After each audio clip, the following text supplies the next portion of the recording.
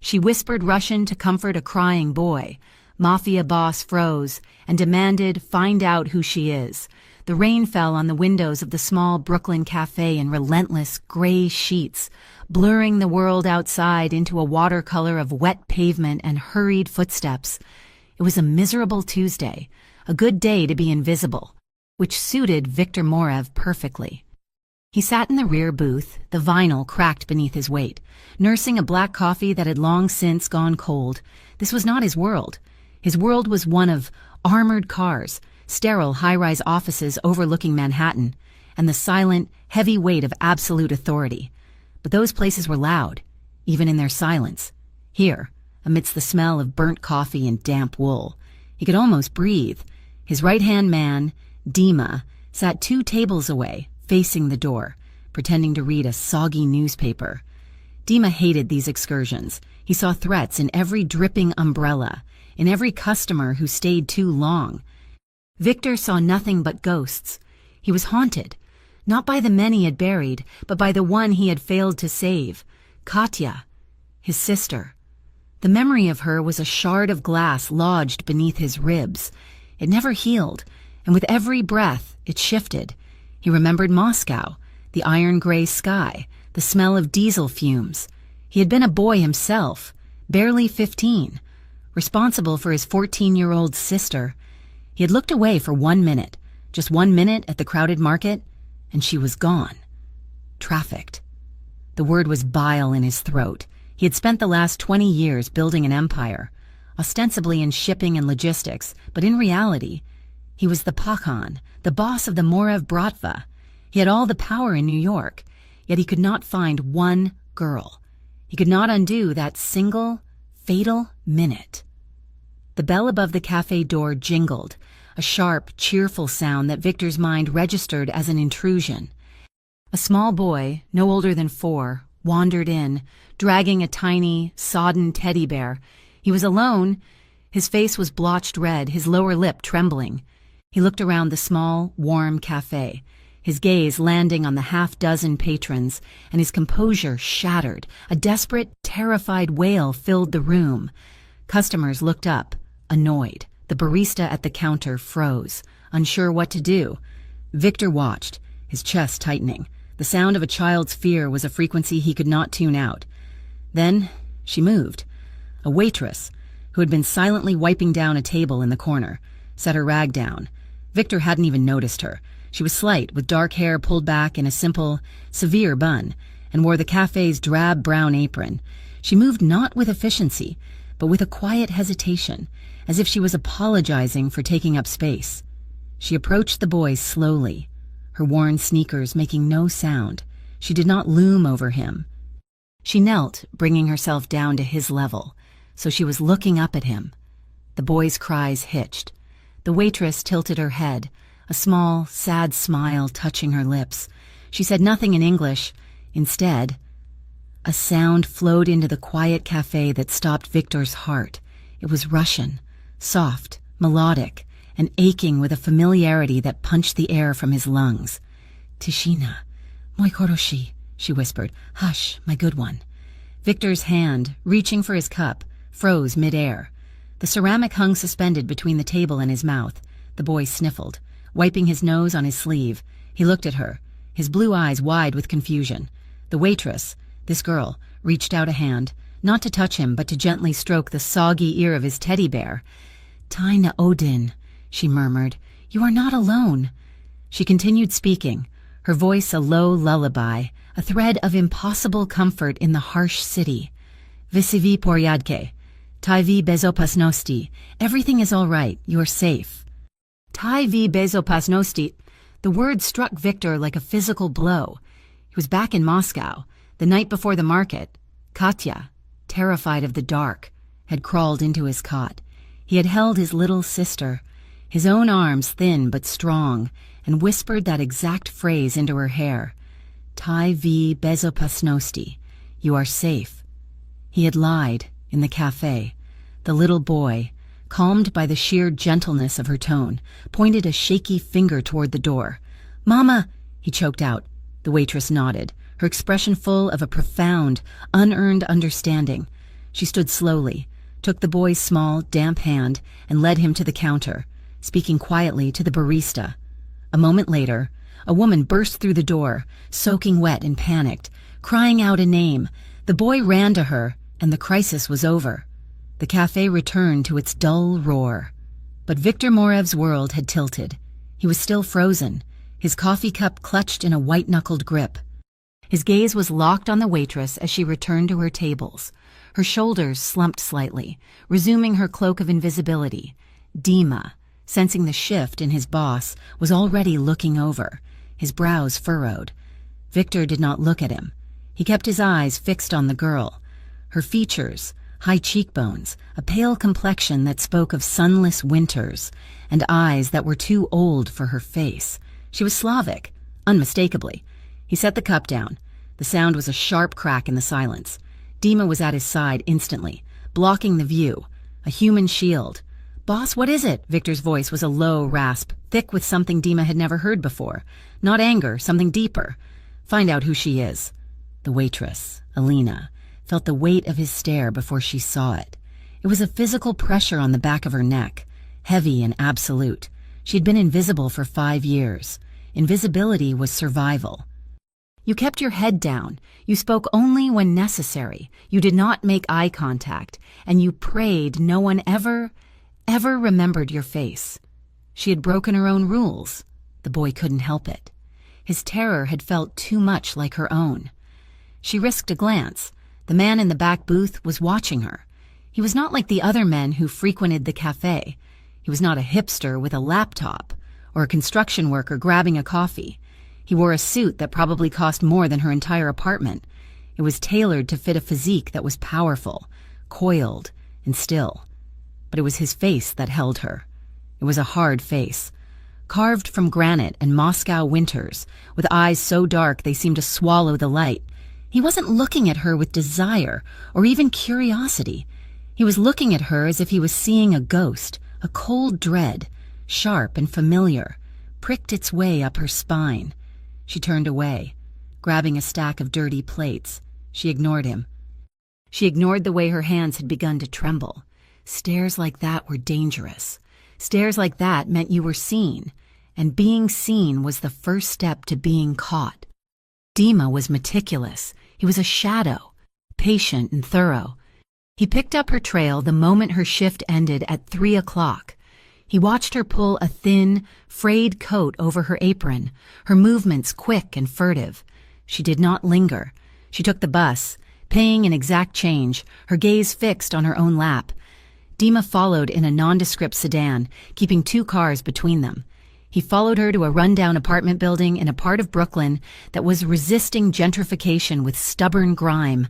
He watched her check the mail, nothing, and disappear inside, the heavy steel door closing with a grim finality. He waited. At 6:30, she emerged, wearing the same coat but carrying a backpack. She took another bus. He followed her to a community college, a concrete block of a building humming under fluorescent lights. He watched through a window as she sat in the back of an English as a second language class, her pen scratching across a notebook. He dug. He didn't use a computer, he made calls. He spoke to a contact who owed him a favor, who knew a man in the registrar's office. He spoke to another who had access to utility records. By 10 o'clock, he was back in Victor's study, the scent of old leather and expensive whiskey hanging in the air. "Her name is Alina Rostova," Dima said, placing a thin file on the massive mahogany desk. "That's the name on her lease. Anyway, it's a cash-only rental. No social security number, no credit. She's undocumented." Victor stared into the fireplace, where a low fire crackled, fighting back the city's damp. He said nothing. "She works 6 days a week at the cafe, cash under the table. She's taking an ESL class 2 nights a week at the college. She owes them for the last 2 semesters. They sent her a final notice yesterday. She has no visible connections, no friends, no family. She avoids any building with a uniform out front. She's a ghost." Dima placed a stack of photographs, taken with a long lens, on the desk. They were grainy, candid shots. Alina was waiting for the bus, her face pale with exhaustion. Alina reading a textbook under a flickering streetlight. Alina looked over her shoulder as she walked home, her keys clutched between her fingers. Victor finally moved. He picked up the top photograph. It was a close-up of her face as she left the cafe, the light catching the high plane of her cheekbone. Dima watched his boss. He had seen Victor order executions with less emotion.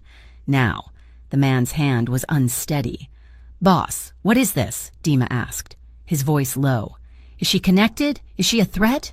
Victor looked at the photo. He saw Katya's eyes. He saw the same haunted vulnerability, the same bone structure.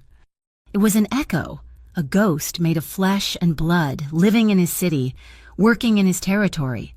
"She's not a threat," Victor said, his voice quiet. He put the photo down. "She's a risk." He didn't mean his organization. He meant to herself.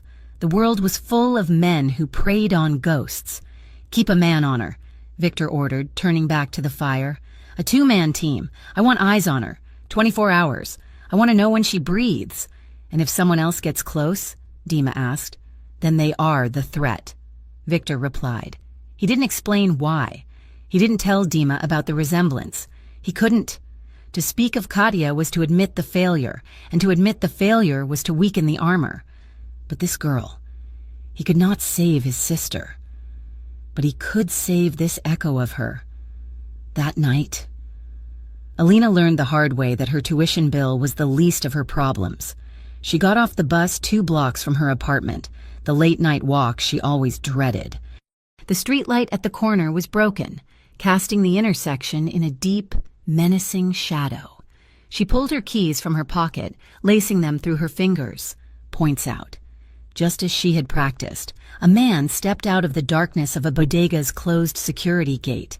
He was large, smelled of stale beer and unwashed clothes. "Hey, sweetie," he slurred, blocking her path. "What's the rush? Do you live around here? Maybe I can walk you home." Alina's blood ran cold. She tried to step around him. "Please, I have to go." He laughed, a wet, ugly sound. He grabbed her arm. "Come on, don't be like that. I just want to talk."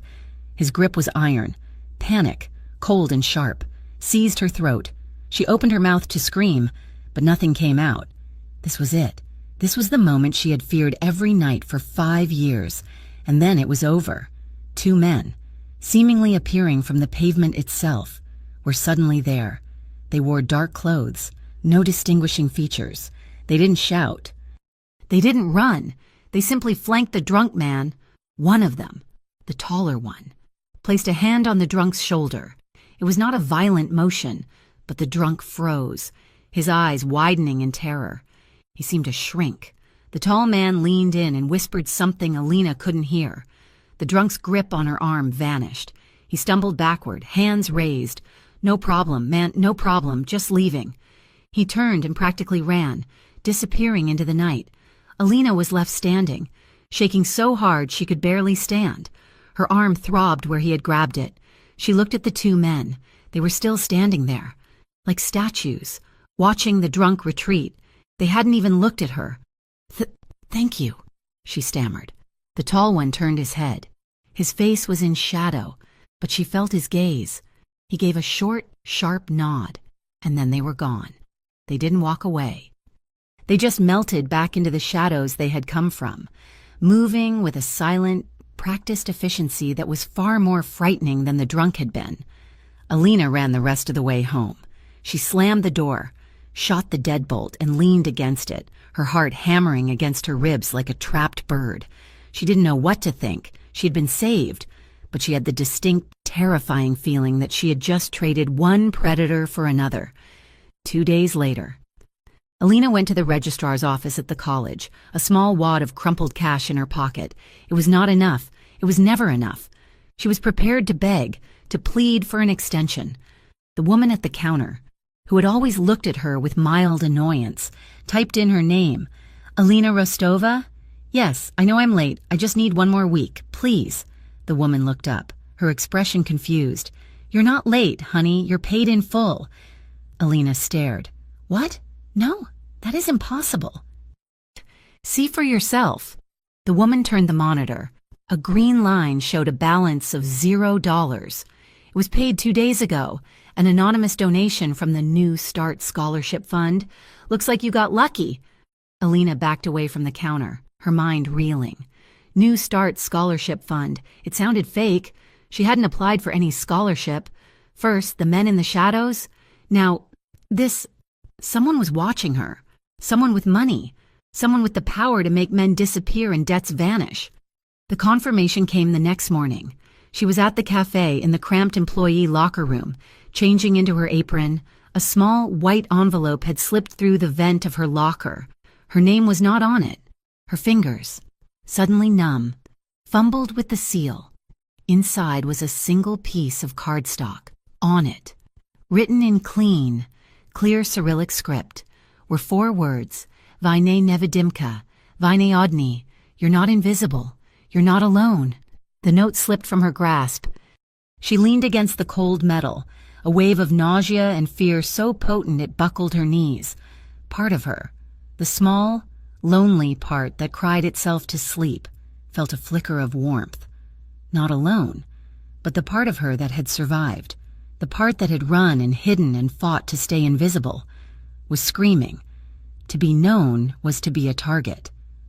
She looked around the locker room, at the door, at the small vent, and felt the walls closing in. Someone was watching her, but it wasn't malicious. It felt possessive, protective. And in Alina's world, protection was just a prettier word for a cage. The note, written in the clear Cyrillic of his homeland, burned a hole in her apron pocket. You're not invisible. You're not alone. For 3 days, Alina had lived in a state of heightened, vibrating terror. Every footstep behind her on the street, every customer who held her gaze for a second too long, was him, the watcher. She was wiping down the counter, her movements jerky. When the bell above the door jingled, the sound made her flinch, splashing gray water over her hands. It was him, the man from the back booth, the man with the granite face and the eyes that held the darkness of a Moscow winter. He didn't just walk in. He seemed to consume the space. The damp air of the cafe energized by his presence. Dima, his shadow, was with him, settling at the same table by the door. But Viktor Morev did not go to his usual booth. He walked past the counter, past the few empty tables, and sat at the smallest, most exposed two-top in the room. It was in her section. A cold dread, sharp and acidic, rose in her throat. She couldn't breathe. He was forcing her hand, and he was tired of watching from a distance. "Alina!" Maria, the owner, hissed from the kitchen. "Section 3, customer." Alina nodded, her body moving on autopilot. She grabbed a glass of water, her hand shaking so badly the ice rattled. She approached the table. He was watching her. Not like the other day, not with that shocked recognition. This was different. This was an appraisal. He was measuring her, taking her apart. "Can I get you something?" Her voice was a reedy whisper, barely audible over the espresso machine. He didn't look at the menu. His dark eyes were fixed on her face. "Coffee. Black." His voice was lower than she expected, a deep rumble with a thick Russian accent he made no effort to hide. It scraped along her nerves. "Yes, sir." She turned to leave, but his voice stopped her. "The boy, the other day." She froze, her back to him. "I don't know what you mean." "You spoke to him," Viktor said. It was not a question, it was a statement of fact. "In Russian." She turned slowly. He was leaning forward, his forearms resting on the small table. He looked coiled, like a predator at rest. "It is what my parents said." A little. "Where are you from?" he asked. The question hit her like a slap. "Where are you from?" It was the most dangerous question in the world. It was the question that led to papers, to proof, to deportation. "Here," she lied, clutching her small tray to her chest like a shield. "I am from here." "Your accent," he said, a small, almost imperceptible smile touching one side of his mouth. "It is not from here." "Is there anything else you need?" she asked, her tone bordering on desperate. He was silent for a long moment. Then his gaze dropped from her face to her hand, the one clutching the tray. "What happened to your hand?" She looked down. Her knuckles. The skin was split, the area around it a mottled, ugly painting of purple and deep yellow. The bruises from the drunk man, the The one his silent men had saved her from had only ripened. She pulled her hand back, hiding it in the folds of her apron.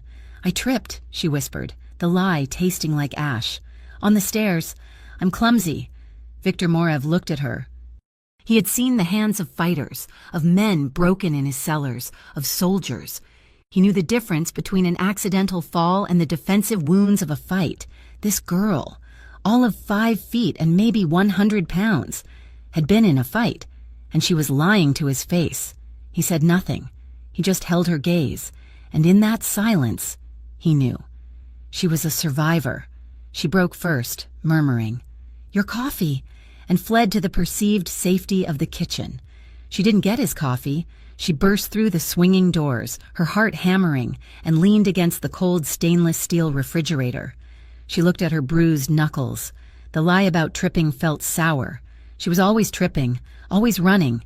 The sight of the bruises, the smell of the walk-in cooler, the metallic tang of fear in her mouth, it all combined. And suddenly, she wasn't in Brooklyn. She was in a shipping container. 5 years ago. The air was thick, suffocating, smelling of rust and salt and human despair. She was 16. She was not Alina Rostova. She was Alyona Petrova, a girl from a dead-end village who had believed a man named Ivan when he promised her a job as a nanny in Germany. He had taken her passport on the 2nd day. On the 3rd day, she and 4 other girls were locked in this container. "You are not going to be nannies," Ivan sneered, his breath smelling of cheap vodka. "You are going to be entertained. For men who pay well, you should be grateful." One of the girls cried. Ivan had backhanded her, a sharp, cracking sound that echoed off the metal walls. Alyona had not cried. She had done what she always did. She had become invisible. She had watched. She learned the timing of their guards, the sound of the locks, the shift in the container that meant they were being loaded onto a ship. On the 5th night, at a port she didn't know, a new guard, sloppy and arrogant, had opened the door alone. He'd brought a single bucket of water and some bread. He grabbed her first. The memory was not a blur. It was a series of sharp, terrible snapshots. His hand on her arm, his laugh, the cold, sudden clarity that this was it, the end of her life, or the beginning of a living death. She had not screamed. She had grabbed the heavy, rusted pry bar left near the door, the one she had been staring at for 2 days.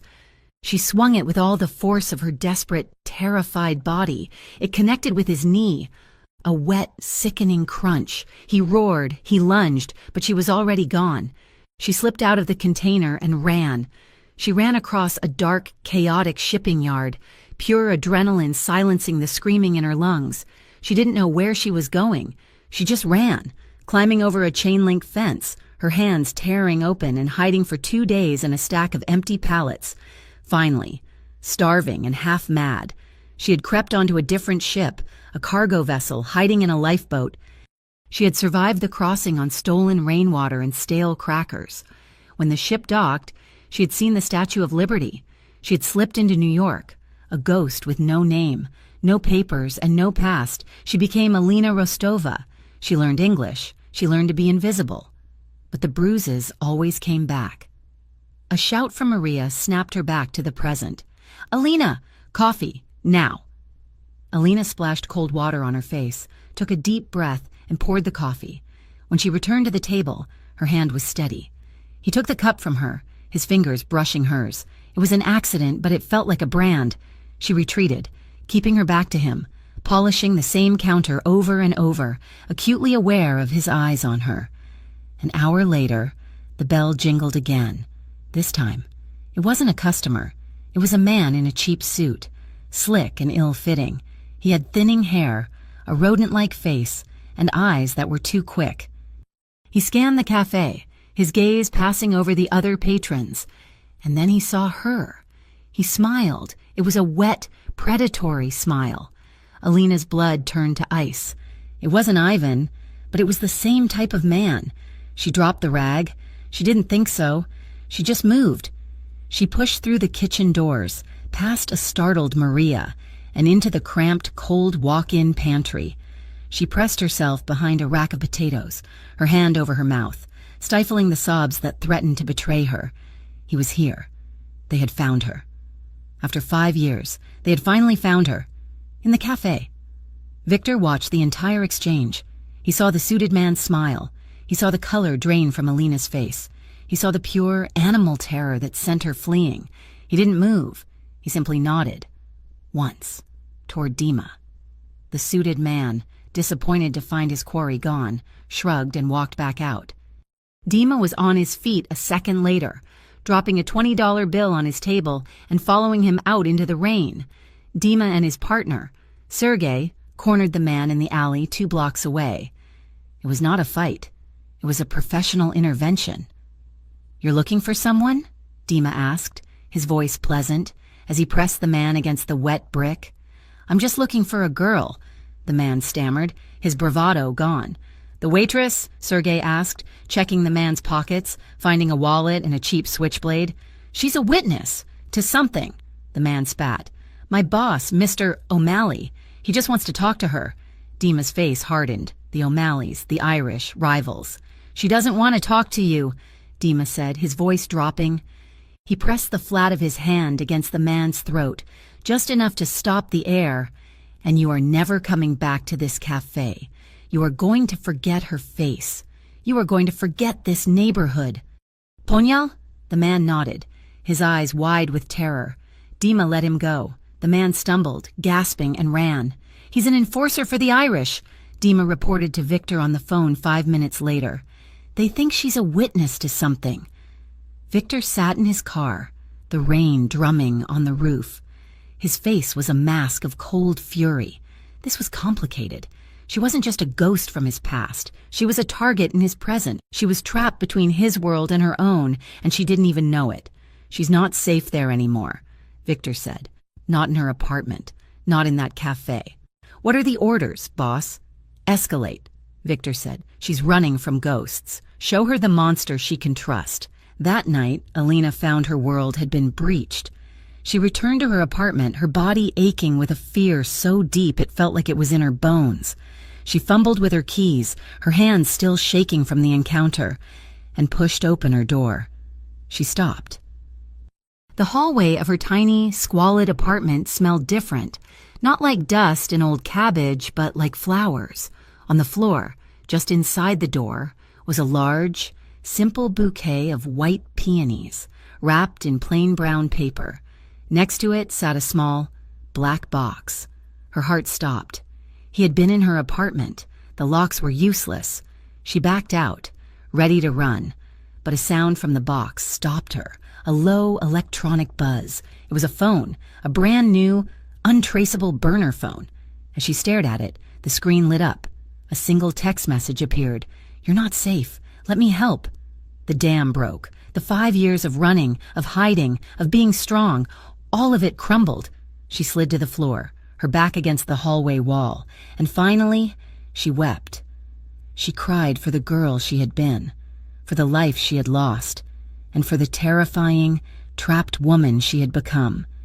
The suited man would be back. The man with the peonies knew where she lived. There was no escape. She sat there for an hour, the scent of the flowers filling her with a strange, tragic comfort. Finally, her sobs subsided into hiccuping gasps. She looked at the phone. Her fear of the suited man, her fear of being dragged back to that life was, for the first time, greater than her fear of the unknown. Her fingers, numb and stiff, picked up the phone. There was only one number in the contacts. "Call." She pressed the button. It rang twice. A man answered, not with hello, but with a simple, quiet, "Duh." It was him, the man from the cafe. "Who are you?" she whispered, her voice raw. "What do you want from me?" There was a pause. She could hear the crackle of a fireplace. "My name does not matter." Victor's voice came through the line, calm and deep. "I want to help you." "Help me?" She choked, a hysterical laugh bubbling in her throat. "You are watching me. You are in my apartment. You paid for my school. This does not help. This is possession." "The man in the cafe today," Victor said, his voice hardening, "is an enforcer for the O'Malley syndicate. They believe you witnessed something. They will not stop. When they come back, They will not just talk. A cold silence filled her apartment. He was right. She knew he was right. "I can't," she whispered. "I don't know you. I am someone who can protect you," he said. "I won't be your prisoner," she said, a flicker of her old fire returning. "I'm not offering you a cage," he said. "I'm offering you a shield." She took a deep, shuddering breath. "I will meet you, but not like this. On my terms." "Name the place," he said, a note of respect in his voice. "Central Park," she said, thinking of the most open, public place she knew. "The Bethesda fountain at dusk tomorrow," she added, her voice fierce. "You come alone. If I see anyone else, if I see that man, Dima, I am gone." There was a long pause. "Dusk," he agreed, and the line went dead. The next evening, the sky was a bruised purple and orange. Alina arrived layered in 2 sweaters and her thickest coat, making her look small and bulky. She was 15 minutes early, her eyes darting to every shadow. She was terrified, but she was there. He arrived exactly at dusk. She didn't see him approach. She just turned, and he was there, standing on the other side of the dry fountain. He had kept his word. He was alone. He wore a long, black wool overcoat, his hands in his pockets. He was not a savior. He looked like a czar, powerful and severe, and strangely out of place in the public park. They stared at each other across the expanse of stone. "Why?" she finally asked, her voice stolen by the wind. "Why me?" Victor walked to the edge of the fountain, but he did not approach her. He respected the boundaries she had drawn. "You remind me of someone," he said, his voice low. "Someone I could not help." "I am not her," Alina said, her arms crossed tightly over her chest. "No," he agreed. "You are not. I don't want your money. I don't want your protection. The men looking for you are my enemies," Victor said, his gaze locked on hers. "Which means, whether you want it or not, you are now under my protection. You do not have a choice in the danger." "Alina, only in defense." He took a step toward her. She flinched and took one back. He stopped immediately. He held up his hands, slowly, showing they were empty. "I will not harm you," he said, and the sincerity in his voice cut through her fear. "I will not possess you, but you cannot go back to that apartment. You cannot go back to that cafe. They will find you." "So what?" she cried, the tension snapping. "I run again? I become another ghost? I hide in your rich house until you are tired of me?" His face hardened. "I am offering you shelter, not a prison." He reached into his coat. She tensed, but he pulled out a simple, white key card. He set it on the stone ledge of the fountain. "This is a room at a private hotel. It is registered under the name Jane Smith. It is secure. My men will be outside, but they will not bother you. You will be safe." She stared at the key card. It was a lifeline. It was a leash. "I won't force you," he said, "but they will." She didn't move. She couldn't. He looked at her for a long time, his expression unreadable. And then he said the words that would change everything. "If you ever need shelter, call." He turned, the long coat flaring, and walked away, disappearing into the growing twilight. Alina was left alone, the cold wind whipping her hair, staring at the small piece of white plastic that represented a choice she never wanted to make. For 2 days, the key card sat on Alina's dresser, a small, white rectangle of damning potential. It was a lifeline and a leash, and she had refused to touch it. She'd gone to work, gone to her classes, and returned to her apartment, locking the 3 deadbolts on her door as an act of futile defiance. She would not be scared out of her own life. She would not trade her squalid, terrified freedom for a gilded cage. She was at the cafe, scrubbing a burnt pot in the kitchen, when her phone, her cheap, pay-as-you-go phone, rang. It was her landlady, Mrs. Semyonova, an old Ukrainian woman who lived on the first floor. "Alina!" the woman was screaming, her voice thin and reedy with panic. "Alina, Pozar, fire! The building is on fire!" The pot slipped from Alina's hands, clattering to the floor. "What? Mrs. Semyonova, what happened?" "Your apartment, it was your apartment. A man I saw run. He threw something. Oh, Bozhe moi, your neighbor." Mr. Henderson, his door was open, he's hurt. Alina, the smoke, it's everywhere. The world narrowed to a single, high-pitched whine in Alina's ears. She was already stripping off her apron, pushing past a confused Maria and running out the front door, the bell jangling wildly behind her. She ran, her lungs burning, ignoring the shouts from her boss. She ran to the subway, her hands shaking so badly she could barely get the card to swipe. It was meant for me. He threw something. Your neighbor is hurt. The ride seemed to take an eternity. She stood by the door, vibrating, earning stares from the other passengers. She was a ghost no longer. She was a target. And she had just gotten an innocent man hurt. When she emerged onto her street, it was a scene from a nightmare. The block was choked with flashing lights, red and blue painting the wet pavement. A fire engine was angled awkwardly, its ladder extended to her floor. Smoke, thick and acrid, poured from her shattered window, a black stain against the brick. She pushed through the crowd, her heart in her throat. Mr. Henderson. The man who was hurt. Where is he? A paramedic, kneeling by an open kit, pointed. They're taking him now. Took in a lot of smoke. Some burns on his arm. Alina saw them loading her neighbor, a retired man who always nodded to her, into the back of an ambulance. His face was gray with soot, his arm wrapped in white gauze. He had been hurt because of her, because she was stubborn, because she had refused the help of one monster. She had been found by another. A policeman, his notebook out, approached her. Ma'am, do you live in this building? She couldn't speak. She just nodded, her eyes fixed on the blackened hole that had been her home. We need to ask you a few questions. We heard the firebomb was aimed at your unit. Do you have any... She will not be answering any questions. The voice was not the cop's.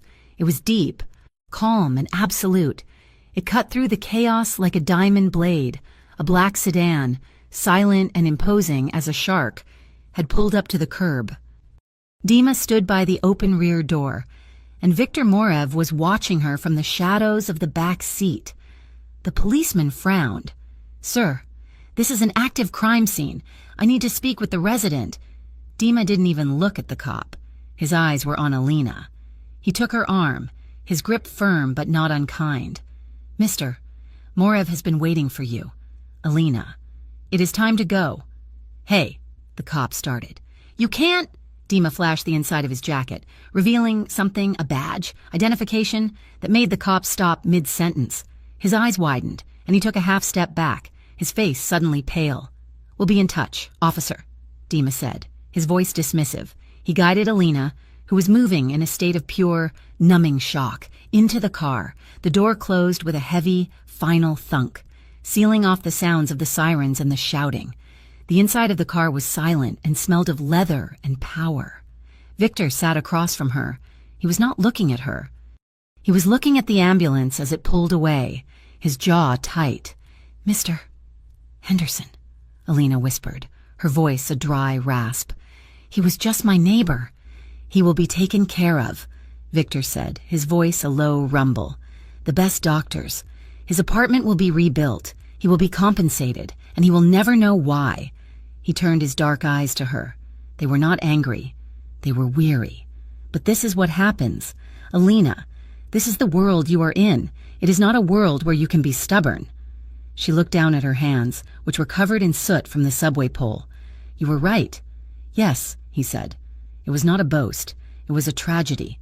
The car moved, pulling away from the flashing lights, away from the life she had tried to build. She watched the ruins of her apartment building disappear, and she did not cry. She felt hollow. They drove for nearly an hour. The city, with its noise and its grime, melted away, replaced by the dark, towering trees of upstate New York. The car turned off a main road onto a gravel path that seemed to go on for miles until it arrived at a set of massive, 20-foot-high steel gates. Two men in dark uniforms, armed with more than just sidearms, nodded to the car, and the gates swung open. The estate was a fortress. The house itself wasn't a classic, gaudy mansion. It was a modern masterpiece of glass, steel, and dark stone, built into the side of a hill. It was beautiful, sterile, and utterly imposing. Dima led her inside. The interior was vast, with ceilings 3 stories high and an entire wall of glass overlooking a dark, churning lake. It was luxurious, but it felt empty. There were no photographs, no clutter. It was not a house. It was a high-security holding facility. A small, older woman in a gray dress, a housekeeper, appeared. "This is Elena," Dima said. "She will show you to your room. You are to ask her for anything you need." Elena followed the woman up a floating staircase, her sneakers silent on the polished stone. The room was larger than her entire apartment. It had its own bathroom, a closet full of new clothes, all in her size, and a bed that looked big enough for 5 people. But the window was a single, seamless pane of glass. It did not open. She was a bird in a cage, a very beautiful cage. She splashed water on her face, put on a pair of the plain gray sweatpants and a black t-shirt she found, and walked back downstairs. She found Victor in a study that was as large as the cafe. He was standing in front of a glass wall, looking out at the approaching storm. "I know who you are," she said, her voice shaking but clear. He did not turn. "Do you?" "I asked Elena your last name. Morev. I've heard it. On the street. In the papers. Victor Morev, the Pakhan, the head of the Russian-American Bratva. You are a Mafia boss." "I am a businessman," he said, his voice flat. "No," she said, her fear giving way to a cold, sharp anger. "A businessman doesn't have men who can make cops back down. A businessman doesn't have an army at his gate. You didn't just offer me protection. You brought me to the wolf's den." She walked toward the door. "I can't be here. This is worse. You haven't saved me. You've just put a bigger target on my back. I am leaving. I will take my chances. I've done it before." She reached the door. In a blur, he was there, blocking her path. He wasn't menacing. He just existed, a solid wall of muscle and will. "Let me go," she said, her voice trembling. "Where will you go?" he asked, his voice dangerously quiet. "To another apartment, to another city. They found you in Brooklyn. They will find you anywhere. The O'Malleys are dogs. They will not stop until they have you, because they think you have me. I would rather die out there than be your prisoner here," she screamed, slamming her small fists against his chest. It was like hitting a wall of stone. He didn't even flinch. He caught her wrists, his grip like iron, but he did not hurt her. He just held her, waiting for the hysterical fit to pass. "I am not your prisoner," he said, his voice raw. "Then what am I?" she sobbed, all the fight going out of her. He let go of her wrists. He looked down at her, his face a mask of pain so deep she couldn't understand it. He stepped back, giving her space. "You helped a child," he said, his voice so soft she barely heard it. "Let me help you." The simple sentence, the echo of her own kindness, broke her. The dam of 5 years shattered. The terror, the loneliness, the constant, grinding fear, it all came pouring out. Her knees buckled. She didn't fall. She slid down the smooth, dark wood of the door. Her body racked with sobs, her face in her hands. She cried for Mr. Henderson. She cried for the girl she had been. She cried for the ghost she had become. Victor did not touch her. He did not comfort her. He simply stood, a silent guardian, and let her break. He gave her the one thing no one else ever had, the space to be weak. When the sobs finally quieted, leaving her hollow and aching, she looked up. He was sitting in a leather chair across the room, watching her. "My name," she whispered, her voice ho_arse, "is not Elena Rostova."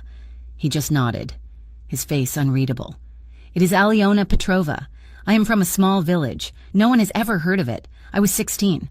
A man named Ivan promised me a job, a nanny, in Germany." She told him everything. The shipping container, the smell of rust and salt, the other girls, the guard, the pry bar, the sickening crunch, the run, the ship, the 5 years of hiding, of being so invisible she felt like she was disappearing. Victor listened. He did not move. The only sign of his tension was the white-knuckled grip he had on the arm of his chair. When she was finished, the room was silent. Outside, the first drops of rain began to hit the massive windows. "Katya," he said. "What?" "My sister." He stood, walking to the window, his back to her. Her name was Katya. She was 14. I was 15. In Moscow. At the Izmailovsky market. I was supposed to be watching her. I looked away. Just for a minute. To look at a stupid, painted box. When I looked back, she was gone. He pressed his hand to the glass, as if he could feel the storm. We never found her. Nobody, no ransom, just gone. I believe she was taken. Trafficked, like they tried to do to you. I have spent the last 20 years, and all of my money, looking for her. He turned to look at her. His eyes were not the eyes of a mafia boss. They were the eyes of a lost, 15-year-old boy. That's why I do it, he whispered, as if confessing a sin. The shelters, the donations, the girls I pull off the street, I fund them all, anonymously. I have saved dozens, maybe hundreds, and it does not matter. Because I could not save the one. He looked at her, his gaze intense. When I heard you in that cafe speaking Russian, when I saw your face, it was like seeing her ghost. I couldn't save her, Alyona, but I will be damned if I let them take you, too. They stared at each other, two scarred souls, two survivors of the same. Ugly war, recognizing each other across a battlefield of pain. The storm broke. Thunder cracked, so loud it rattled the glass. Alina flinched, a small, involuntary gasp escaping her. The sound was too much like the container door slamming shut. Elena, the housekeeper, appeared as if summoned. "Sir, madam, the rooms are prepared." Victor nodded, his gaze never leaving Alina's. "Go, get some sleep." Elena led her to the beautiful room, which now felt less like a cage and more like a sanctuary. Alina lay in the massive bed, under a comforter that felt like a cloud. She was safe. She was protected. So why was she still shaking? The thunder crashed again, and she curled into a tight ball, her hands over her ears. She was tired of being afraid. She was so tired. She made a decision. She threw back the covers. She patted down the dark, silent hallway. She didn't know where his room was, but she found it, a set of dark, double doors. She raised a trembling hand and knocked. The door opened almost immediately. He was still dressed in a black t-shirt and gray sweatpants, the same as hers. He had not been sleeping. He just looked at her, his face a question. "I don't want to be afraid anymore," she whispered, her voice breaking. Just for tonight. I can't be alone." His face softened. A terrible, profound gentleness entered his eyes. He nodded, a single, sharp dip of his chin, and stepped aside, letting her in. His room was as stark as hers, but dominated by a massive bed. He did not touch her. He walked to the window, looking out at the rain. "You're safe here. No one can get to you." "I know," she whispered, standing in the middle of the room, feeling small and lost. "But my head doesn't know." He turned. He walked to her, slowly, as if approaching a frightened deer. He stopped a foot in front of her. "What do you want?" "Alyona?" he asked, his voice low. She looked at him, at this terrifying, powerful, broken man. She reached up, her hand shaking, and touched his chest, right over his heart. She could feel its steady, heavy beat. "I just don't want to feel invisible," she said. He covered her hand with his. His skin was warm. His hand, she realized with a jolt, was trembling. This man who could order death was trembling at her touch. He drew her in, his movements agonizingly slow, giving her every chance to pull away. She did not. She went, melting into his arms, pressing her face against his chest.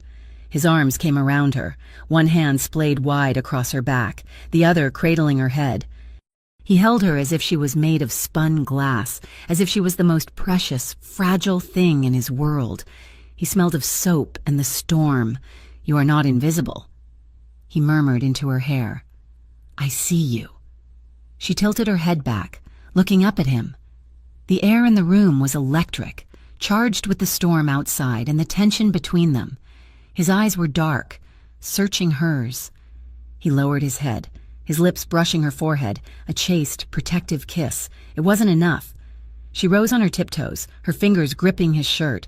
"Victor," she breathed. His name was a plea. His eyes locked on hers, and he lowered his head again. His lips brushed hers, a hesitant question. She gave him his answer. She leaned in, her eyes closing, and met his kiss. It was not a kiss of passion. It was a kiss of aching, profound loneliness. It was a kiss 5 years in the making. It was slow, deep, and desperate, a plea for connection, an anchor in a raging sea. His hands moved from her back to cup her face, his thumbs stroking her cheekbones, as if to wipe away all the tears she had ever shed. Her hands, no longer trembling, went around his neck, pulling him closer, holding on as if he were the only solid thing in a collapsing world. When the kiss finally broke, they were both breathing heavily, their foreheads pressed together. He looked at her, his eyes dark with an emotion she was too afraid to name. "Go to sleep, Alyona," he whispered, her real name a balm on her raw nerves. He didn't lead her back to her room. He led her to his bed. He pulled back the heavy comforter. She crawled in, still wearing the t-shirt and sweatpants. He toed off his shoes and lay down on top of the covers, on his back, a respectable foot of space between them. The bed was huge, but the room felt empty again. The thunder cracked. She flinched. Slowly, she moved, closing the distance between them. She curled onto her side, her back to him, but she was close. She could feel the heat from his body. He did not move for a long moment. Then, his arm came around her, draping over her waist, his hand resting on her hip. He pulled her back against his solid, warm chest. He was a furnace, a wall, a shield. He tucked his head down, his chin resting on the top of her hair. "Tai vi bezopasnosti," he whispered, the same words she had said to the child. "You are safe." And as the storm raged outside, Alyona Petrova, for the first time in 5 years, closed her eyes and fell into a deep, dreamless sleep, held in the arms of the most dangerous man in New York. Waking up in Viktor Morev's bed was a disorientation of the senses. Alina woke first, to the thin, gray light of dawn. She was still in his t-shirt and sweatpants, and he was exactly where he had been, on his back, on top of the covers, a silent, unmoving guardian. His arm was no longer around her. He was a man made of distance. She slipped from the bed, the profound safety of the night evaporating, leaving behind the cold reality. She was in the fortress of a Mafia boss who was haunted by his sister. She was not his sister. She was a complication he had imported. The strange, fragile peace of that night lasted for 3 days. They existed in a quiet truce. He was respectful, distant, and treated her like a guest. She ate meals prepared by Elena, read books from his vast, unread-looking library, and watched the armed men patrol the perimeter. She was safe, and she had never felt more trapped. The truce shattered on the 4th morning. Victor came into the library, his face a mask of cold granite. He hadn't just entered. He had brought a storm in with him. Dima was at his heels, looking pale. "They hit the shelter in Queens," Dima said, his voice low, tight. "Not a firebomb, a message. They broke the windows, terrified the women, pushed one of the counselors down a flight of stairs. She's in surgery." Victor stood staring at the unlit fireplace, his back to Alina.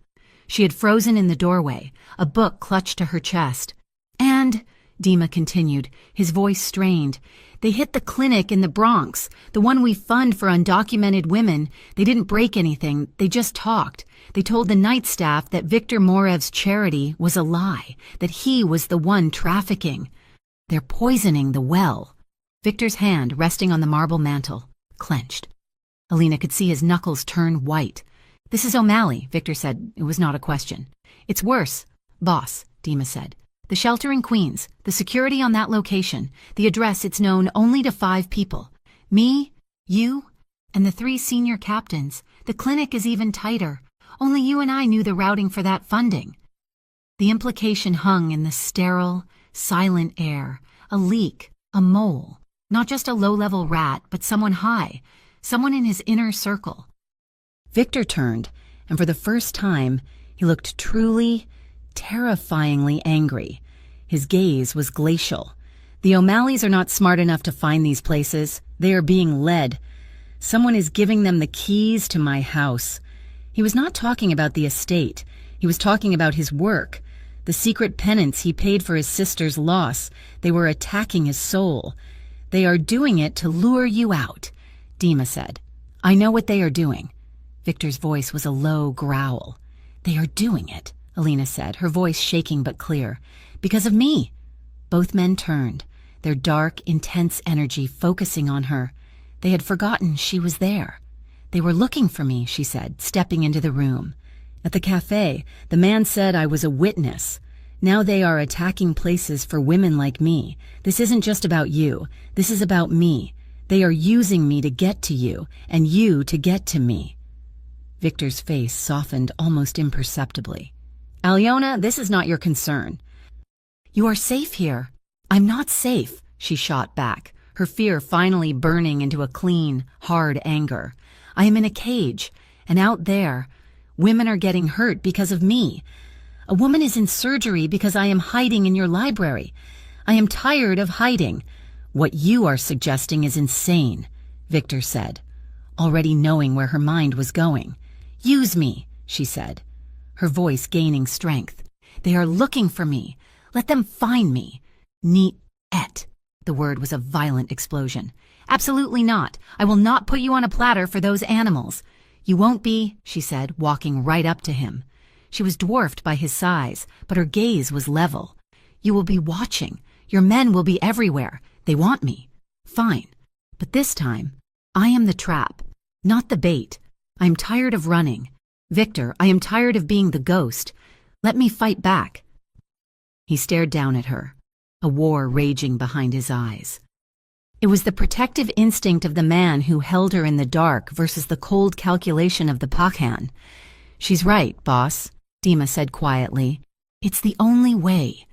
They'll keep escalating until they burn the city down or we give them what they want. Let's give it to them, on our terms. Victor looked at Alina. He saw the fire in her, the same desperate strength she'd used to swing that pry bar. She was not Katya. She was not a fragile girl to be hidden. She was a survivor. The risk, he said. His voice ho_arse. It's great if we do nothing, she finished. He was silent for a full minute. Then, he nodded. Once. We do it your way. The plan was simple, and that made it terrifying. It would be a public park, not central. Prospect Park. Mid-morning. She would walk alone, along the main path near the boathouse. Victor's men would be everywhere. They would be joggers, fathers with strollers, city workers, businessmen. Dima and his top man, Sergei, would be closest, dressed as maintenance crew. Victor would be in a black van with tinted windows, watching from across the street. Alina dressed in the same clothes she had worn from her apartment, the ones she had been rescued in. She wanted to look the part, the lost, terrified girl. But as she walked, she did not feel terrified. She felt cold. She felt clear. For the first time, she was walking toward the danger. The earpiece in her ear, hidden by her dark hair, was silent. She's on the path, Dima's voice said in Victor's ear. Victor watched her on the high-definition monitor. She looked small, vulnerable. Every instinct screamed at him to call it off, to pull her back. Movement, Dima said. 2 men, 10 o'clock, approaching. Alina saw them. They were not the same type as the drunk. These men were clean, professional, in sharp suits. They looked like lawyers or bankers. They flanked her, one falling into step on her right, the other on her left. Don't stop walking, the one on the right said. His voice was pleasant, with a faint Irish lilt. Alina kept walking, her heart a trip hammer. You've been a very hard girl to find. Alyona Petrova, the man on the left said, her real name. Hearing it in the open, spoken by an enemy, was like a physical blow. She stumbled. Careful now, the first man said. We just want to talk, mister. O'Malley is very interested in what you saw, and immigration is very interesting to you. It would be a shame to be sent back to the place you ran from. A terrible, terrible shame. This was her nightmare. The 2 fears that had ruled her life, the traffickers and deportation, converging on a sunny path in Brooklyn. She was supposed to stay calm, to keep walking until she reached the bench, but the man on her left grabbed her arm. In fact, we think you should come with us right now. She froze. This was not the plan. In the van, Victor saw the hand on her arm. Dima, now!" Before the men could react, Dima and Sergei were there. They had been fixing a sprinkler head not 10 feet away. They moved with a speed that was inhuman. It was not a fist fight. It was a professional disassembly. Dima's hand chopped down on the first man's throat. The man crumpled, gagging. Sergei spun the second man, the one holding Alina's arm, and drove a fist into his kidney, then a crippling blow to his solar plexus. The man folded. It was over in 3 seconds. "Get the second one," Dima barked to the other men, who were now swarming, blocking the view of the few civilians. "He's ours!" Dima grabbed the first man, who was already running, but Sergei was faster, tackling him and dragging him back. A black van, a different van, screeched up to the curb. Both men were thrown in the back. Alina stood, shaking, her arm throbbing. Dima was at her side. "Are you hurt?" She shook her head, unable to speak. Victor's sedan was there. Dima opened the door. "Get in. It's over." She got in. Victor was not there. It was just a driver. She was taken back to the estate, the adrenaline leaving her system, leaving her cold and trembling. Victor returned 6 hours later. She knew where he had been. She could smell the cold, damp air of his cellars on him, though his suit was clean. He walked into the study, where she was waiting, and poured 2 fingers of whiskey. He drank it in 1 swallow. He talked. Victor said he did not look at her. "The mole," she said. "The man we caught was low level, but he knew who gave him the intel. He confirmed it. The leak is from my inner circle." He slammed the glass down on the desk. "Someone I trust. Someone who has eaten at my table?" The fury was back, but it was colder now. It was the fury of a king who had found treason in his court. "What happens now?" she asked. He looked at her, and his face was unreadable. "Now you disappear." He didn't mean she was leaving. He meant she was going deeper. He took her from the beautiful, glass-walled room. He led her down a private elevator to a wing of the estate she had not known existed. It was a self-contained apartment, reinforced with steel. The windows were bulletproof, the air was on its own system, and the guards were different. 2 women stood by the door. They were not housekeepers. They wore simple black fatigues. One was a tall, blonde woman with sharp, Scandinavian features. The other was shorter, darker, with eyes that missed nothing. "This is Freya, and this is Zara," Victor said. "They are former Mossad. They will be your security. They do not answer to Dima. They do not answer to my captains. They answer only to me. No one enters this wing. No one leaves, not even me, without your permission." He turned to Alina. His eyes were bleak. "I have put you in the center of my war. I have made you a target. This is all I can do to fix it." He turned to leave. "Victor," she said. He stopped, his hand on the door. "You're pulling away," she said, her voice quiet. He looked at her over his shoulder. "I'm protecting you, even from myself. The poison is in my house. Until I find it, I'm the most dangerous man you know." He left, and the heavy steel door closed with a quiet, hydraulic hiss. Alina stayed in that suite for 2 days. Freya and Zara were quiet, professional but not unkind. They treated her not as a prisoner, but as a principal. Zara, the darker, quieter one, sat with her. "You are brave," Zara said one afternoon, her accent a mix of Hebrew and something else. "To do what you did in the park." "I was terrified," Alina confessed. "Bravery is not the absence of fear," Zara said, her eyes scanning the hallway. "It is action in spite of it. You are not a victim, Alina. You are a survivor. We are all survivors here." For the first time, Alina realized she wasn't alone. These women, these warriors, they understood. They had their own scars. But Victor remained distant. He sent food. He sent books. He did not come. He was hunting the mole, and in doing so, he had locked himself away from her just as securely as he had locked her in. That night, she couldn't take it. She used the intercom, a right Victor had given her. "Zara, let me out." Zara nodded. They escorted her to his study. He was there, as she knew he would be, staring at a board of names, his captains, his inner circle. "You shouldn't be here," he said, his voice rough with exhaustion. "You are shutting me out." she said, walking to the center of the room. "I am keeping you safe. I am trying to find the man who wants you dead. You are hiding," she accused. "Not from them, from me. You are afraid to drag me deeper. Victor, look around. I am already in it. I am in your fortress, guarded by your soldiers, hunted by your enemies. I am here." She crossed the room, standing in front of him, forcing him to look at her. "But if you want me out, just say it," she whispered, her voice full of a pain that had nothing to do with the O'Malleys. "If I am a ghost, a reminder, just say it, and I will walk out that front gate and take my chances." He stared at her, his face a torment. "You think I could let you go?" "You are letting me go," she said, her eyes filling with tears. "You are pushing me away. You held me when I was broken, and now you won't even look at me." "Alina," he growled, his voice a warning. "Just say it. Victor, do you want me to go?" He couldn't. With a sound that was half groan, half curse, he grabbed her. His hands were not gentle. One wrapped in her hair, tilting her head back. The other seized her waist, pulling her flush against his body. He kissed her.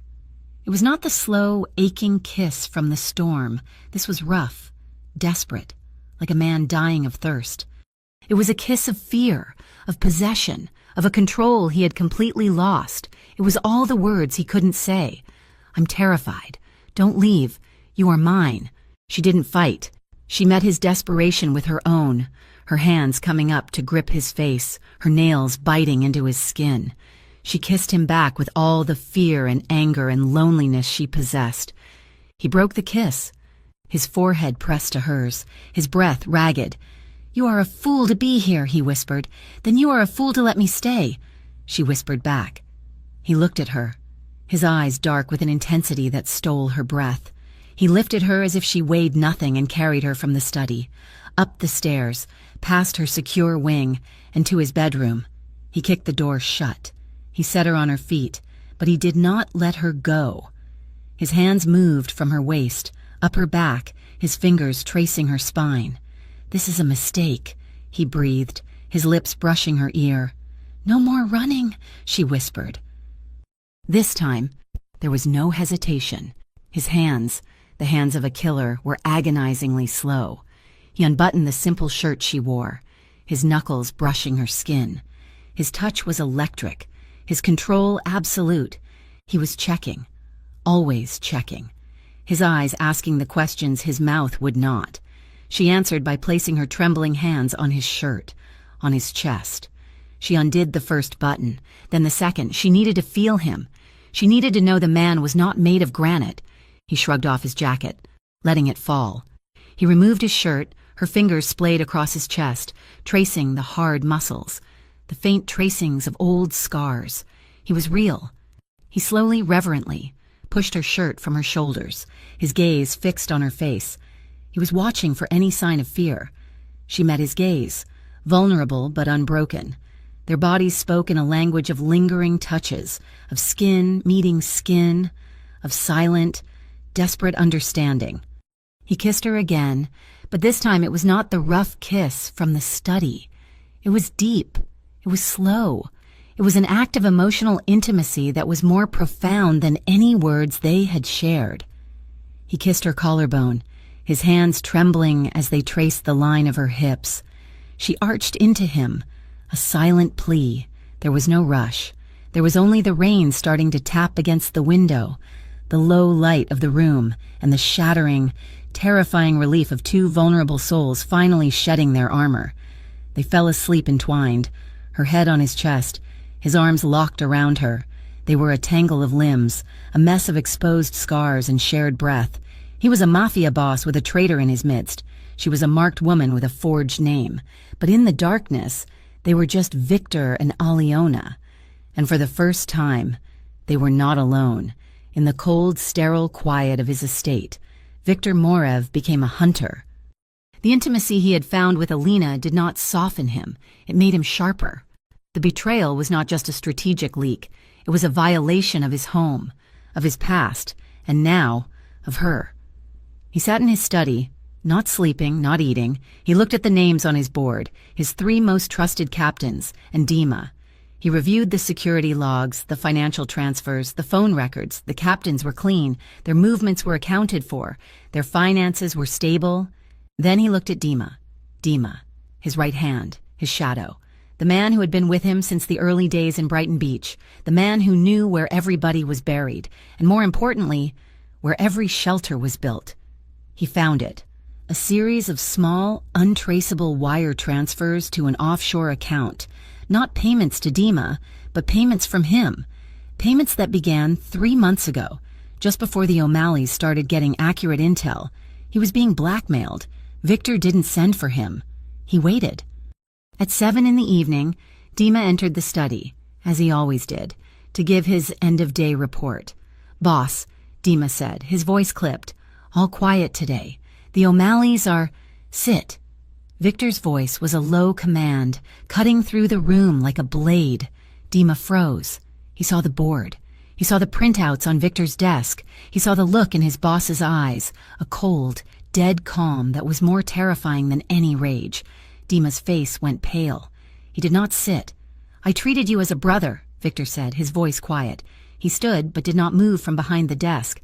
"I gave you my trust. You ate at my table. You knew about Katya." "Victor." Dima's voice cracked. "You stood in this library and you agreed with Alina," Victor continued, his voice devoid of emotion. "You told me to use her as bait. You let her walk into a trap that you helped set."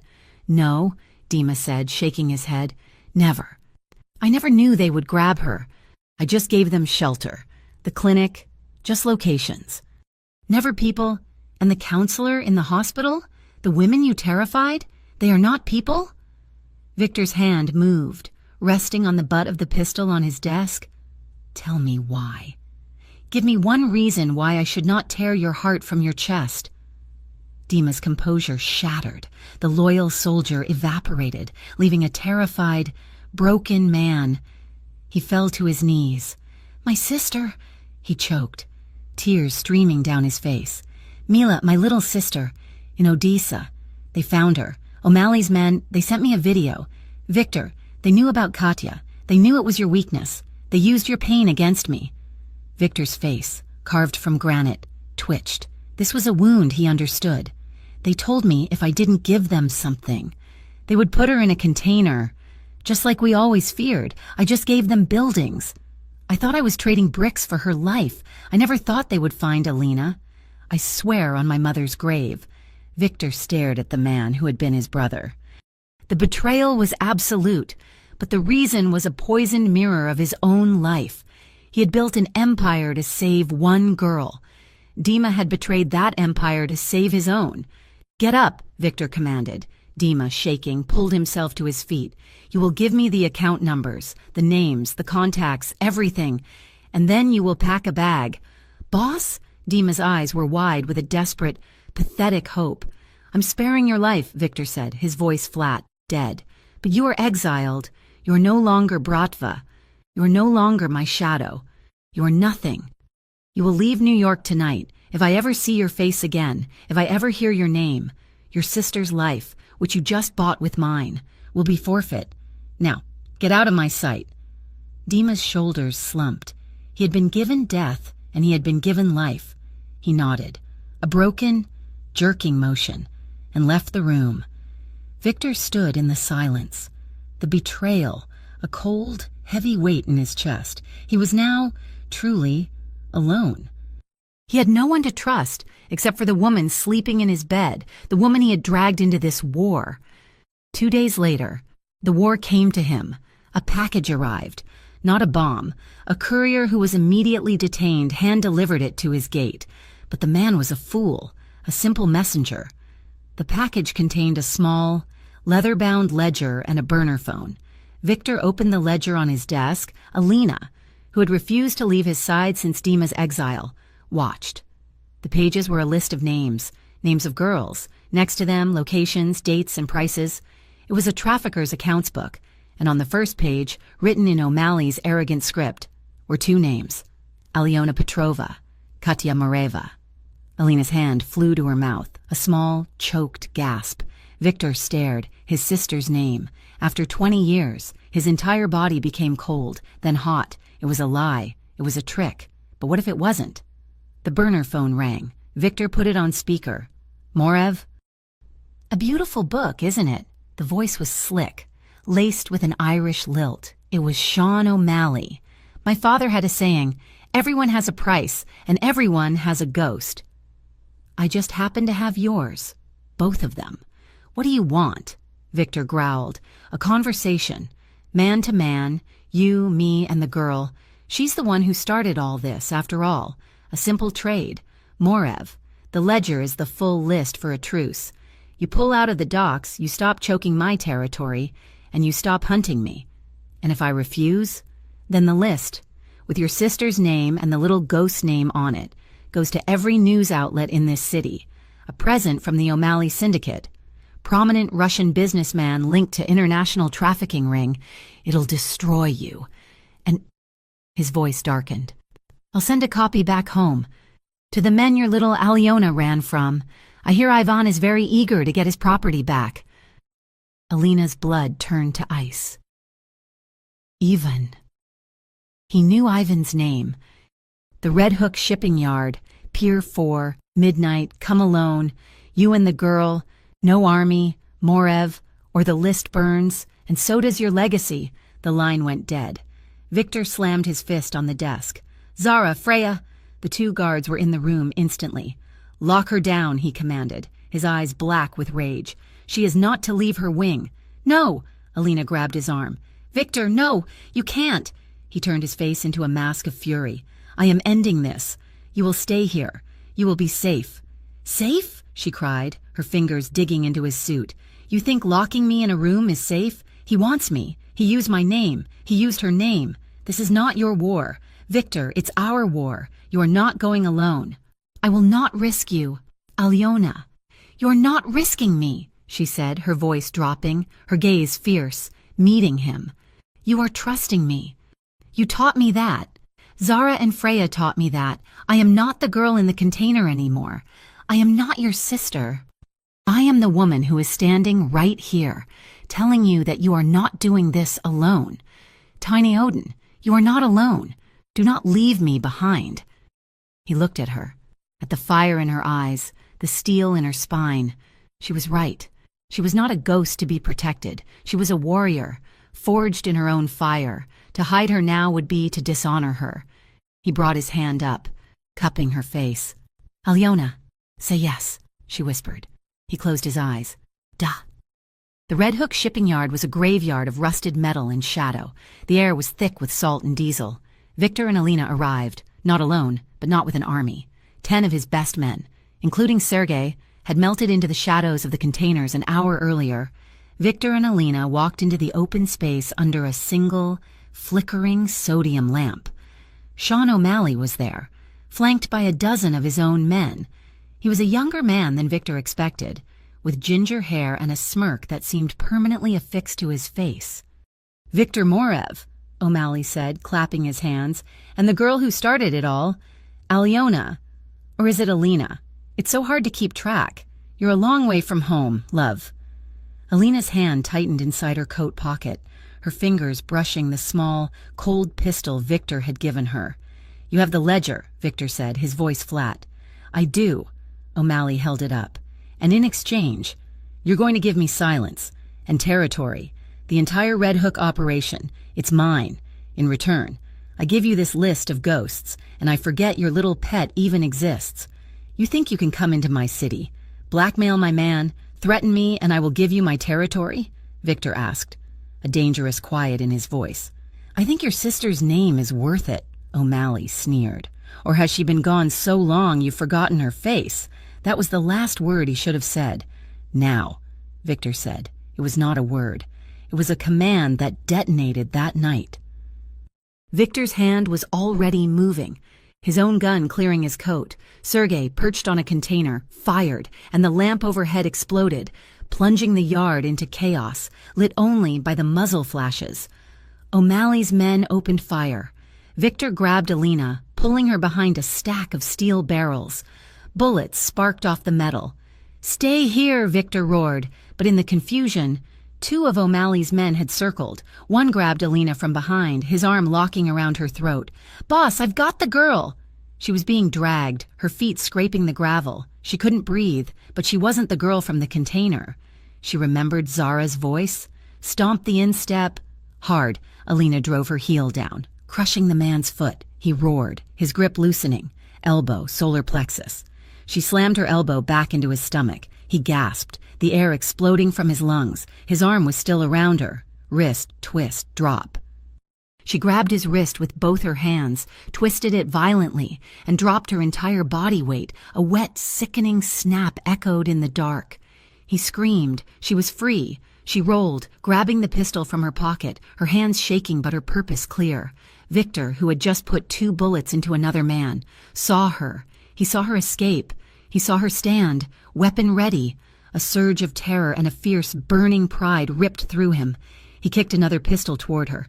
"With me." She grabbed it. "Beside you," she corrected. Her voice shaking but firm. They moved as one. A dance of brutal efficiency, back to back. They were a fortress. He was a storm of precise, controlled violence. She was a survivor. Her shots less accurate but just as deadly. Driven by a desperation to live, the fight was short, brutal and loud. When it was over, the yard was silent, the air thick with the smell of cordite. Victor saw him, O'Malley. He was trying to crawl away, the ledger clutched in his hand. Victor stalked toward him, his face a mask of cold judgment. O'Malley tried to raise his gun. Victor kicked it from his hand. "My sister's name," Victor said, his voice a low growl. "You put her name in your mouth. She was just a name." "Man," O'Malley spat, blood in his teeth. "Just a ghost." Victor ended it. One single, final sound. He stood over the body, his breath ragged. He picked up the ledger. "Victor." Alina was at his side. Her pistol lowered, he walked to the front of a truck, into the beam of its one remaining headlight. He opened the book. His hands, stained with battle, were trembling so hard he could barely turn the page. He found it. The page with the 2 names. Alyona Petrova. Status, escaped. Location, New York, USA. And below it, Katya Moreva. Status, deceased. Location, Moscow. There was a line through his sister's name, a single neat line, and a date from 15 years ago.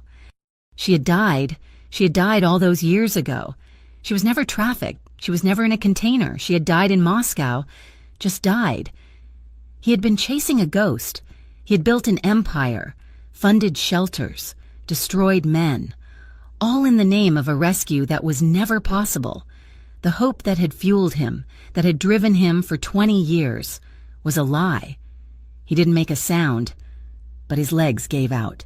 He slumped against the truck, the ledger falling open to the ground. He slid down the metal grill until he was sitting in the dirt, his head in his hands. And Viktor Morev, the Pakhan of the New York Bratva, a man made of iron and winter, began to cry. He wept silent, agonizing, racking sobs for the boy he had been, for the sister he had lost, and for the hope that had just died. Alina didn't speak. She didn't offer apologies. She simply went to him. She dropped to her knees in the gravel and the blood, and she wrapped her arms around him. She pulled his head to her chest, her small hands holding his skull as if she could hold the pieces of his world together. She held him as he had held her. He wrapped his arms around her waist, clutching her like a dying man. His sobs muffled in her coat. She pressed her lips to the top of his head. "You saved someone else's sister," she whispered, her own tears falling into his hair. "You saved me." He held on to her, the living, breathing proof, and anchored himself to the one truth that was left in his world. In the aftermath, the Red Hook shipping yard was not a gravesite. It was a file cabinet. Viktor Morev, the man who had walked in expecting to bargain for a ghost, had emerged with a purpose. He had not just avenged his sister. He had been given her final, true epitaph. Deceased. Moscow. 15 years prior. The grief that followed was not the raw, burning anger of the last 2 decades. It was a deep, quiet ache. A mourning for a girl he could finally, truly, let go. And in her place, he had Alyona. The ledger was not a trophy, it was a weapon. But Victor, The man who had held his shattered boss as he wept was not the same man she had met in the cafe. He did not use the list for a bloody street war, to consolidate territory, or to exact revenge. He used it with the precision of a surgeon. From his study, the fortress on the hill, he waged a new kind of war. It was a war of information. He worked through back channels, layers of secrecy that even his own organization did not understand. Anonymous data packets, encrypted and untraceable, began arriving at the desks of a select few federal agents, men and women who were known to be incorruptible, who had been frustrated by the very rings Victor was now exposing. A call from a burner phone, his voice electronically disguised, would direct an FBI task force to a specific shipping container in Newark, freeing a dozen women. An email routed through servers in 3 different countries would provide the IRS with the exact financial movements to cripple the O'Malley organization's legal fronts. The ledger, combined with Victor's own vast intelligence, was a key. He was not just destroying a rival, he was dismantling the entire rotten infrastructure, newspaper headlines, which had once hinted at his own shadowy power, now screamed of his success, though they never knew his name. International trafficking ring shattered. Mysterious tip leads to dozens of arrests. Ivan the Terrible, notorious trafficker, named on the international watch list. While Victor tore down the old world, he built a new one for her. One rainy Tuesday, a month after the battle at the shipping yard, he entered the library. Alina, she was Aliona now, always to him, was curled on the sofa, not reading a library book, but a textbook for her literature class. He sat, not across from her, but beside her. He placed a simple, navy blue file folder on the cushion between them. She looked at it, then at him. "Open it," he said, his voice quiet. Inside was not a key card, it was a passport, a real, official, United States passport. On the cover, the embossed eagle gleamed. She opened it, her own face, a picture Zara had taken just last week, one where she was smiling, the shadows gone from her eyes, stared back. Her name, Aliona Petrova, was printed in clean, bold type. "How?" she whispered, her fingers tracing the name. "You are not a witness. You are a survivor. You provided, through my lawyers, anonymous testimony that was vital in the federal case." He said simply, "You are no longer a ghost. You are a citizen." Beneath the passport was another document, a scholarship letter. Not from the New Start Scholarship Fund, but from the university itself. A full, 4-year ride. "It is done, Aliona," he said, his voice heavy. "The O'Malley syndicate is broken. Sean is gone. The men who knew your face are either in prison or on the ground. Ivan is a hunted man. He will never set foot in this country again. You are safe." She looked at him, her heart swelling with a gratitude so profound it hurt, but she saw something in his eyes, a distance, a pain. "And now," he continued, his voice going flat, "you are free." She stared. "Victor? I have secured an apartment for you, in a safe building near the university, high security. It is yours. The lease is paid for 5 years. He did not look at her. He looked at the fireplace. "I am giving you the choice that was stolen from you, by Ivan, and then by me." Alina's blood ran cold. "Are you sending me away?" He turned to her then, his face a mask of such agonizing internal conflict that it took her breath away. "I'm letting you go. Aliona, you came into my life because I saw my sister. You stayed because you were a prisoner. You were trapped here by my enemies." "That is not true," she started, but he held up a hand. "Let me finish. I dragged you into my war. You have slept in my bed. You have fought by my side.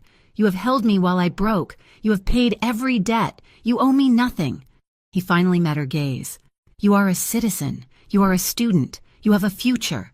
You should not be tied to this, to me." He was terrified. The Pachan of the New York Bratva, the man who had faced down a dozen guns without flinching, was terrified of her answer. She closed the folder. She set it on the table. She stood up. "The girl you saved, Victor, the one you pulled from the cafe, Alina Rostova. She would be very grateful," she said, her voice clear and strong. He flinched, his face tightening, preparing for the blow. She would take the apartment and the scholarship, and she would thank you. And she would leave. She took a step toward him. He did not move. He was a statue, bracing himself. "But I am not her," she said, her voice softening. "I am Alyona Petrova, and I am not grateful. Victor, not for this." She placed a hand on his chest, over his heart. It was beating like a drum. "I am in love. Do you understand the difference?" He stared at her, his dark eyes wide, a universe of disbelief and hope warring within them. "You don't get to do this," she whispered, her other hand coming up to frame his jaw. "You don't get to save me and then decide I'm not strong enough to be here. You don't get to decide what I want. I am not staying because I am in debt. I am not staying because I am afraid of the world outside. I am staying because of this." She tapped his chest. "This is home. You are home. Do not offer me a life without you. Victor, you are my life."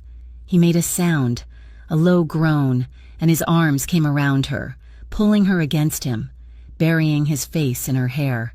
He held her so tightly she could barely breathe, and she had never felt so free.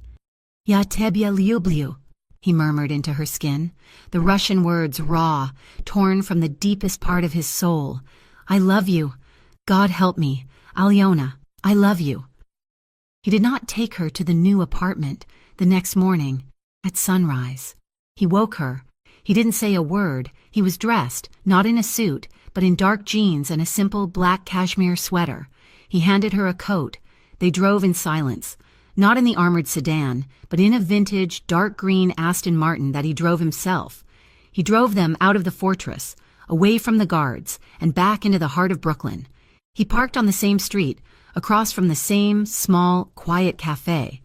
The sign on the door said, "Closed." "Victor?" she asked. He just took her hand, his fingers lacing with hers. He led her to the door. It was unlocked. He had done it. The cafe was exactly as she remembered, but it was pristine. It was empty, silent and filled with the soft, golden light of the early morning. A single pot of coffee was brewing, filling the air with the smell of their first meeting. He led her through the small tables. He led her to the back booth, his booth. He did not sit. He gestured for her to slide in. On the cracked vinyl seat, he sat across from her, in the exact spot he had been sitting that first day. For a long moment, they just looked at each other. He was no longer the terrifying shadow. She was no longer the invisible waitress. "When I first saw you," he said, his voice low, his accent thick and wonderful.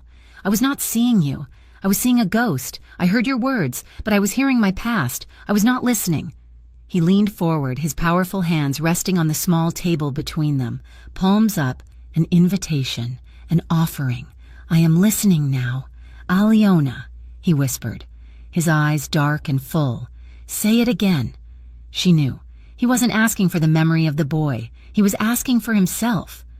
She smiled, a slow, beautiful smile that finally reached her eyes. She leaned forward, placing her small hands in his. His fingers closed around hers, a warm, strong cage that was not a cage at all.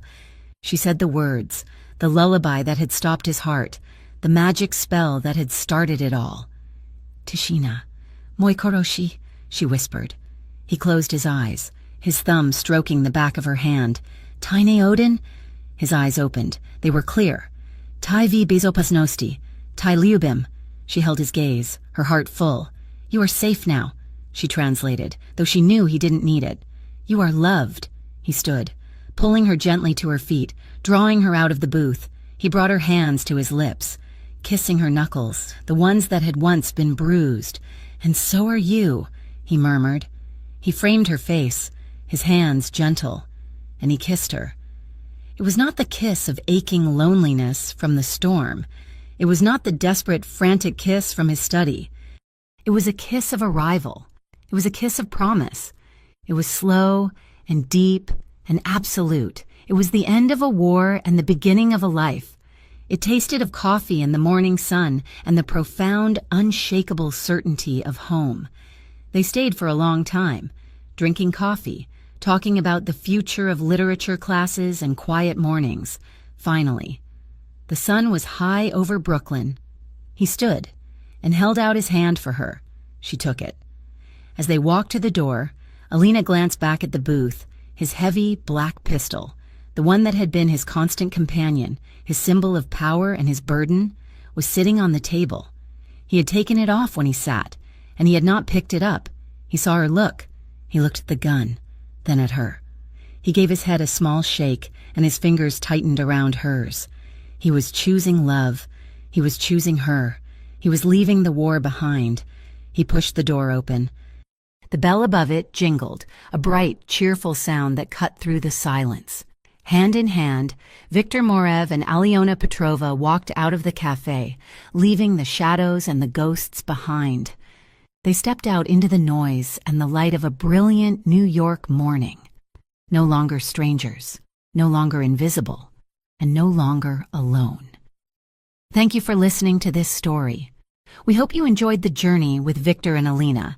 Let us know where you are listening from in the comments, and be sure to subscribe to Mafia Romance Stories for more. We would love to hear your thoughts on the story in English.